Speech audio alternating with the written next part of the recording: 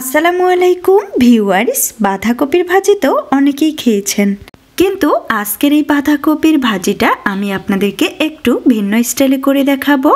সবজির কালার ঠিক রেখে এবং খুবই মজাদারভাবে কিভাবে এই ভাজিটা করবেন সেই রেসিপিটি খুব সহজভাবে আপনাদের সাথে শেয়ার করব। আশা করছি সবার কাছে অনেক ভালো লাগবে। চলুন তাহলে ঝটপট চলে যাই মূল রেসিপিতে। বাঁধাকপির ভাজি করার জন্য প্রথমে চুলায় একটি প্যান বসিয়ে এখানে আমি আগে থেকেই কেটে রাখা বাঁধাকপি কুচিগুলো দিয়ে দিলাম। আর আজকের এই ভাজিতে আমি কিন্তু বাঁধাকপির 3 ভাগের 1 ভাগ অংশ ব্যবহার করেছি। আমি কিন্তু কাটার পর এই বাঁধাকপি কুচিগুলোকে ধুয়ে নিয়েছি, তার কারণে এখানে কোনো পানি ব্যবহার করব না। তবে আপনারা কেউ যদি বাঁধাকপি কাটার আগে ধুয়ে নেন তাহলে বাঁধাকপিগুলোকে সেদ্ধ করার জন্য এখানে অল্প পরিমাণে পানি দিয়ে দিবেন। তো দেখুন এই পর্যায়ে আমি একটু পরপর নেড়েচেড়ে দিয়ে বাঁধাকপিগুলোকে সেদ্ধ করে নিচ্ছি। আর এই বাঁধাকপিগুলোকে আমি কিন্তু সেদ্ধ করে নেব ঢাকনা ছাড়াই। বাঁধাকপি থেকে যেই পানিটা বেরিয়ে আসবে সেই পানিটা দিয়েই কিন্তু খুব সুন্দরভাবে এগুলো সেদ্ধ হয়ে যাবে।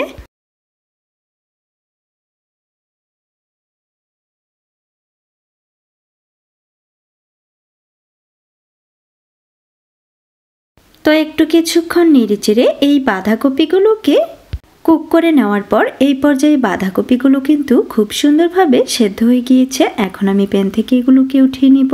এরপর চুলায় সেই একই প্যানে এখানে আমি দিয়ে দিলাম 3 টেবিল চামচ পরিমাণ তেল, সাথে দিয়ে দিলাম হাফ চা চামচ পরিমাণ জিরা ফোড়ন এবং হাফ চা চামচ পরিমাণ কালো জিরা। ফোড়নগুলো এখানে দেওয়ার পর এখন এখানে দিয়ে দিচ্ছি 5 থেকে 6 কোয়া রসুন কুচি। আর রসুন কুচিগুলো এখানে দেওয়ার পর নেড়েচেড়ে এখন এগুলোকে ভেজে নিচ্ছি।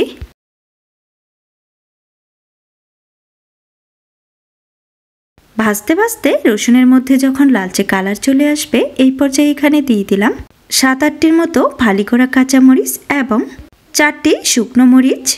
মরিচগুলো এখানে দেওয়ার পর আবারও নেড়েচেড়ে সমস্ত কিছু একসাথে ভেজে নিচ্ছি। সবকিছু একত্রে যখন খুব সুন্দরভাবে ভাজা হয়ে যাবে এই পর্যায়ে এখানে দিয়ে দিচ্ছি আগে থেকেই সেদ্ধ করে রাখা বাঁধাকপি কুচি।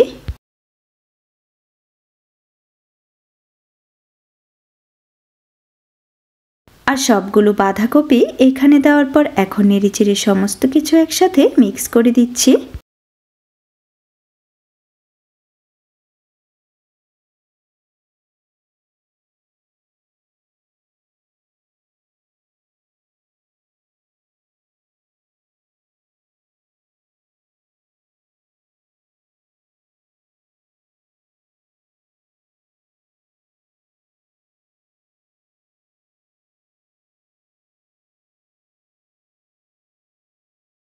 আপনারা নিশ্চয়ই খেয়াল করেছেন এই ভাজির মধ্যে আমি কিন্তু এখনো কোনো লবণ ব্যবহার করিনি।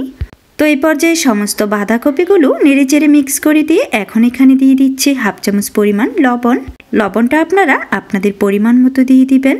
তো লবণটা এখানে দেওয়ার পর আবারও নেড়েচেড়ে সমস্ত কিছু একসাথে মিক্স করে দিচ্ছি। আর বাঁধাকপিগুলো যেহেতু আগে থেকেই সেদ্ধ করা, তো এই পর্যায়ে নেড়েচেড়ে এগুলোকে একটু ভেজে নিব।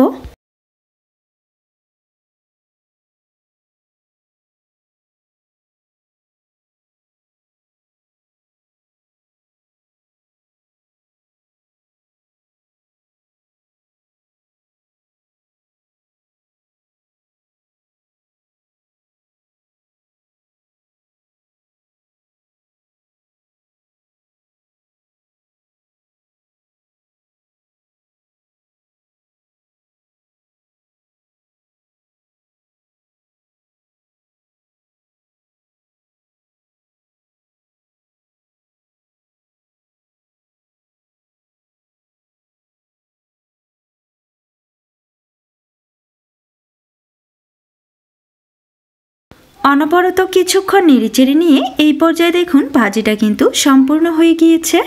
চাইলে কিন্তু এই পর্যায়ে ভাজির মধ্যে আপনারা দিয়ে দিতে পারেন কিছু ধনিয়া পাতা কুচি। তো আমি এই ভাজির মধ্যে ধনিয়া পাতা কুচি অ্যাড করব না। এখন যেহেতু ভাজিটা সম্পূর্ণ হয়ে গিয়েছে তো এখন আমি চুলাটা অফ করে দিব। আর গরম গরম এই ভাজিটা আপনাদেরকে সার্ভ করে দেখিয়ে দিচ্ছি। এগুলো দেখতে কত সুন্দর পারফেক্ট এবং লোভনীয় হয়েছে। এখন কিন্তু বাজারে বাঁধাকপি অনেক বেশি পাওয়া যায়, চাইলে কিন্তু আমার এই রেসিপি ফলো করে আপনারাও বাসায় এইভাবে বাঁধাকপির এই ভাজিটা করে নিতে পারেন। আর এই ভাজিটা খেতে কিন্তু অসম্ভব রকমের মজাদার হয়।